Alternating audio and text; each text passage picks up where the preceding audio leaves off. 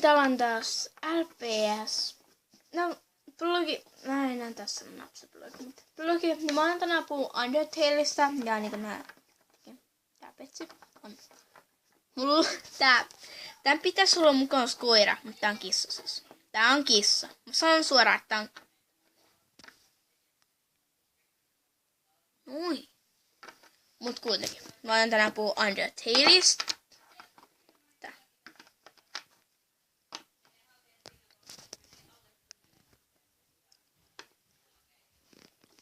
Ja mä näytän tässä mun pitsejä ja piirustuksia, kun mä löydän niitä. Mut kuitenkin. Ekana mä kerään mun lempihahmosta. Ja tämä on Meletson ja mä menen koko ajan sanoa Metaton. Mut sen kaikista muodosta suosikkini on tietenkin EX ja Neo, mutta EX on se, joka voittaa. Niin mä tein Undertaleista tietenkin tällainen. Missä se Meletson on nyt? Siinä on mun Undertalein Meletson paksu episode 2 kättä, mut laitan nyt sen tuolla. Tän hiukset on tälleen, tuon sydän. Ja se on rikki, mä en oo jaksanut laittaa, mutta tän koirat, niin nää koirat on laitettu kaksiväriseksi.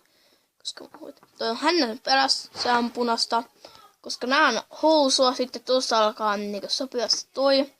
Ja sitten tää hiukset.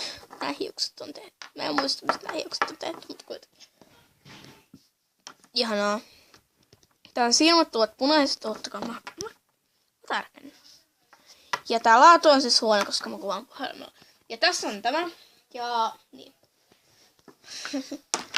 Mut kuitenkin. Siinä Meletsonissa on mun mielestä hyviä että huono puoli. Hyvä puoli, kaikki tykkää hänestä, no ihan jees. Mutta hän on tylpua, oh yes. Voi kyllä Meletson on suosikkini. Sitten mennämme tokaan suosikkiin, Napsabloog. No, sen nimen takia mä oon laittanut mun juttupekan juuri siksi.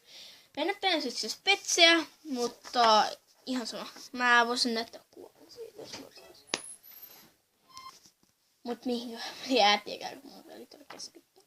Mut kuitenkin Napsabloogissa on sen ääni, sen musiikit, sen remixit ja sen ulkonäkö. Ne on niin söpöä. Napsabloog, niin söpöä. Ootkaa, mä otan yhden mun asan esiin. Eli siis tällaisen jutun mä kopioin netistä, siinä on siis Napsabloog ja tää toinen on Metaton. Mut kuitenkin. Sitten menemme seuraavaan suosikkihahmooni. Se on, kuulkaa, Papyrus.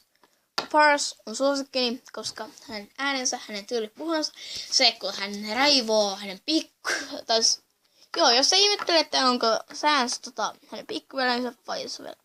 Se on isoveli. Mä mennä samaan koko ajan pikkuveli. Mut kuitenkin, se on hänen isoveljensä. Mä oon leikennyt tämä Spike. Eli se Papyrus, koska täällä sopii oikeastaan ihana. Se ilman kaulajuttu, mutta mä en muista mikä se on. Seuraava suosikkihahmoni on Chara. Ei sen takia, koska hän tappaa vaan. Hän on Lost Royalin ystävä. Mut kuitenkin.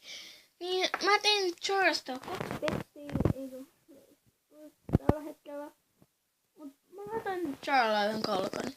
Tämmöisessä oikeasti sain näitten mukana. Mut kuitenkin. Tän kalkon mä halusin laittaa Charlalle, koska se on piirretään siis vanha petsi, koska tää on rakki.